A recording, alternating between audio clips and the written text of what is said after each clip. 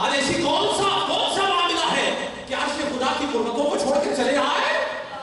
تو فرشتے زبان حال سے جواب دیتے ہیں کہ ہم عرش کے قرب کو چھوڑ کر آئے ہیں. وجہ یہ ہے کہ عرش والا تو ادھر ہے پر اس کی نگاہ ادھر ہے.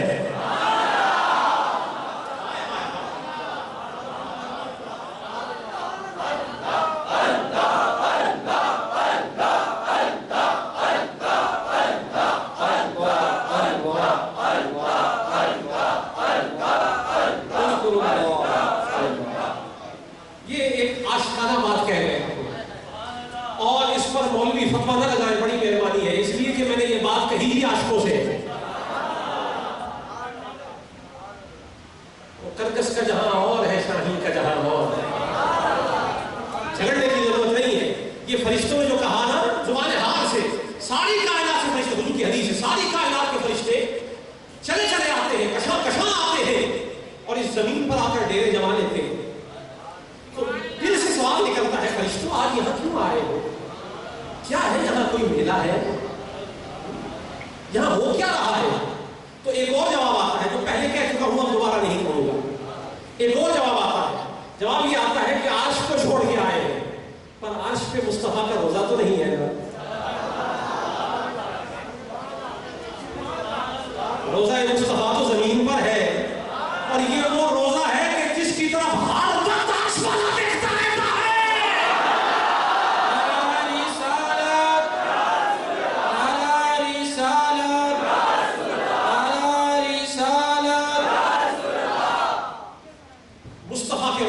اچھا اس کو جملہ ذرا دے دیتے ہیں، فرشتے کیوں آئے ہیں؟ جواب آتا ہے کہ ہم روزہ مصطفیٰ کے پاس شب قدر منانے آئے ہیں. مصطفیٰ کے غلام شب قدر منا رہے ہیں. ہم نے آسمانوں کی بلندیوں سے دیکھا تو یہ پہلے قدر کے آنے سے پہلے نیچے نظر آئے، لیکن جب قدر کے لمحے شروع ہو گئے ہیں تو یہ ہمیں خود سے بھی بلند نظر آئے ہیں. تو ہم نے بھی سوچا ہے کہ آج ہم بھی بلندیوں کو جاتے ہیں. آج فرشتوں نے بھی سوچا کہ ہم بھی ان بلندیوں کو جاتے ہیں جہاں آج حضور کی امت سیر کر رہی ہے. آج ان فضاؤں کی سیر کرتے ہیں جہاں غلام مصطفیٰ کی پرواز ہو رہی ہے. آج ان جہازوں میں پرواز کرتے ہیں جہاں مصطفیٰ کے غلام آج پرواز کر رہے ہیں. پرواز ہے اور پرواز گناہ ہے. آج شب قدر ہو رہی ہے. آج اور ایک جملہ اور کہہ دوں، زیادہ طویل نہیں، اس کے بعد اصل موضوع کی طرف آتے ہیں. آج کی رات قدر کی رات ہے، اور اس کی فضیلت یہ ہے کہ اگر کوئی بے قدرہ ہو یہ رات اچھی طرح گزار لے، اللہ اسے صاحب قدر بنا دے. آج کی رات کی عظمت یہ ہے، آج کی رات کی ایک رات کی، میں تو 2 راتوں کی بات ہی نہیں کر رہا. کتنی راتیں ہیں آپ؟ اور آدھی آپ نے گزار لی ہے.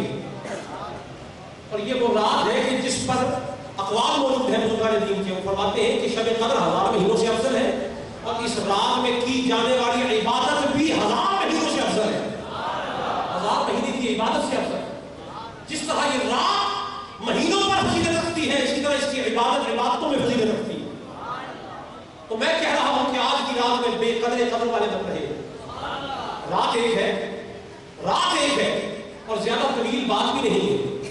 کچھ لمحوں کی بات ہے، پھر صبح کا سورج نکل اٹھے گا، فجر طلوع ہو جائے گی، بات ختم ہو جائے گی. اور اب کے بعد تقریباً 3 گھنٹے کے بعد قدر ختم ہو جائے گی. 3 گھنٹے کے بعد قدر ختم ہو رہی ہے. لیکن اس رات میں جو بن گیا ہے نا، قدر کی رات تو ختم ہو جائے گی، لیکن وہ جو قدر وعدہ بن گیا ہے نا، اس کی بات ختم نہیں ہونے والی. وہ جاری رہے گی، جاری رہے گی. کب تک؟ جب تک وہ چاہے گا. اور رات ایک ہے اور سودا اتنا ملنے والا ہے، تو پھر میں کیوں نہ کہہ دوں کہ اگر ایک رات میں اتنی قدر مل جائے کہ مقدر ہی بدل جائے تو سودا گھاٹے کا نہیں ہے. کیا بات ہے اس رات کی کہ ایک ہی رات میں ذلیل کو اعلیٰ بنا دے، کمبخت کو خوشبخت بنا دے، بدکار کو نیکوکار بنا دے، رسوا کو معزز بنا دے. اور کیا رات ہے کہ جس رات میں جہنمی کو اللہ جنتی بنا دے. میرے پاس وقت کم ہے، اس لیے میں آخری بات پہلے کہہ گیا ہوں، ورنہ کہنے کے لیے بہت کچھ کچھ ہے.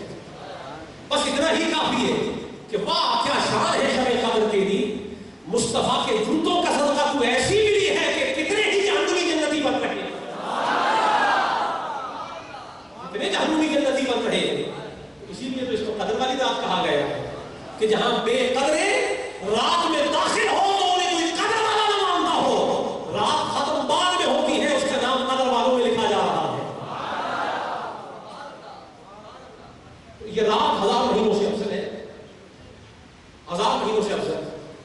اس کے بعد میں تفاسیر کے اندر ایک بات آتی ہے ابن جریر کے اندر، اور ابن کثیر نے بھی اس کو نقل کیا، سورہ قدر کی تفسیر میں ابن ابی حاتم نے بھی اس کو نقل کیا، اور فقہ شریف کی کتاب ہے فتح القدیر، مستند کتاب ہے، اس کے اندر بھی یہ روایت آتی ہے حضرت مجاہد رحمۃ اللہ تعالی علیہ سے کہ حضور پاک صلی اللہ علیہ وسلم نے فرمایا بنی اسرائیل میں ایک شخص ایسا تھا کہ جو سارا دن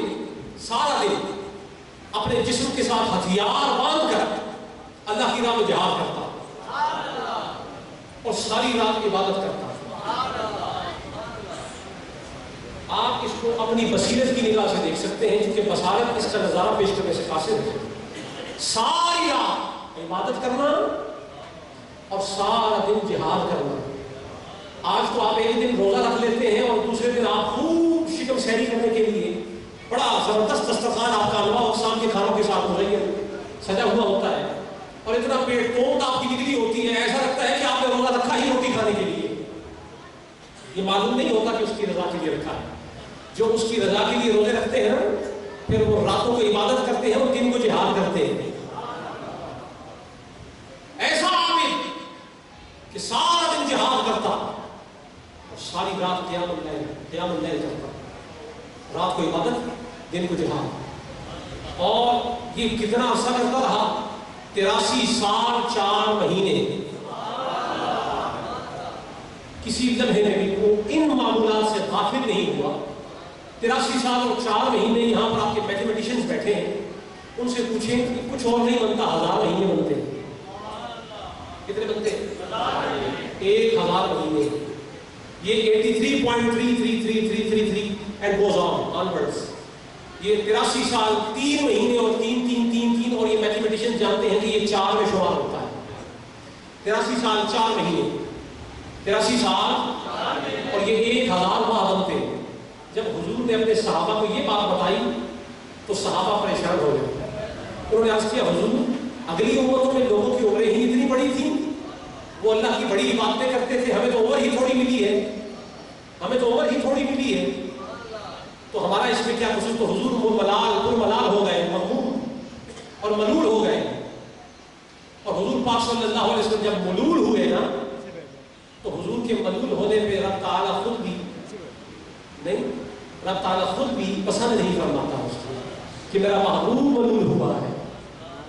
میرا محبوب ملول ہوا ہے، یہ بات خدا کو پسند نہیں. سیدنا جبریل علیہ السلام کو بھیجا اور جبریل علیہ السلام نے آ کر وحی فرمائی اور سورۃ القدر پیش کی حضور کی بارگاہ میں اور فرمایا حضور آپ کا رب فرماتا ہے کہ جو شخص اس ایک رات میں جاگ لے گا اس کو 1000 مہینے کی عبادت کا ثواب ملے گا. تو گزشتہ امتوں میں لوگ 1000 مہینے تک ریاستیں کرتے رہے، وہ مقام نہیں ملا جو مصطفیٰ کے غلام کو ایک رات میں مل گیا ہے، ایک ہی رات میں.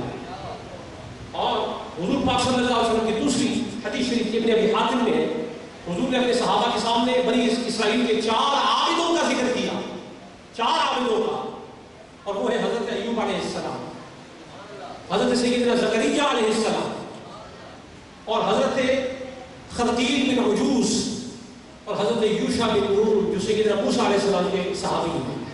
4